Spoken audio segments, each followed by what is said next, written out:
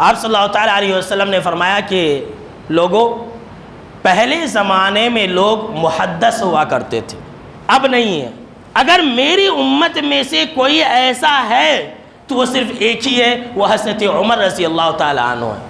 اور اسی حدیث کے اندر آگے اس بات کا ذکر ہے کہ پہلے زمانے میں بنی اسرائیل کے اندر ایسے لوگ ہوا کرتے تھے جن سے فرشتے آ کر کے باتیں کیا کرتے تھے، حالانکہ وہ نبی اور رسول نہیں ہوتے تھے۔ آپ صلی اللہ تعالیٰ علیہ وسلم نے فرمایا لیکن ہاں اگر میری امت میں سے کوئی اگر ہے ایسا تو وہ حضرت عمر رضی اللہ تعالیٰ عنہ ہے۔ اللہ اکبر۔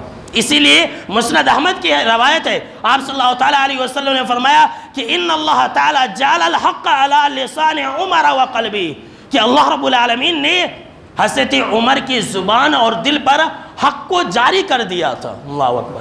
جیسا بولتے تھے ویسا ہی ہوتا تھا، جو آپ صلی اللہ تعالیٰ علیہ وسلم کو کہتے تھے اللہ رب العالمین ویسا ہی وحی اتار دیتا تھا۔ کیا کمال تھا، کیا مقام و مرتبہ تھا اللہ رب العالمین کے پاس، ہم اور آپ اندازہ نہیں لگا سکتے۔ اور کیسی محبت ہے، جیسا عمر کہے ویسا رب وحی اتار دے۔ ایک مرتبہ کا واقعہ ہے کہ آپ صلی اللہ تعالیٰ علیہ وسلم سے حضرت عمر فاروق نے کہا کہ اللہ کے نبی صلی اللہ تعالیٰ علیہ وسلم، کیا ہی اچھا ہوتا کہ ہم مقام ابراہیم کو مصلی بنا لیتے، طواف کے بعد وہاں پر 2 رکعت نماز پڑھتے۔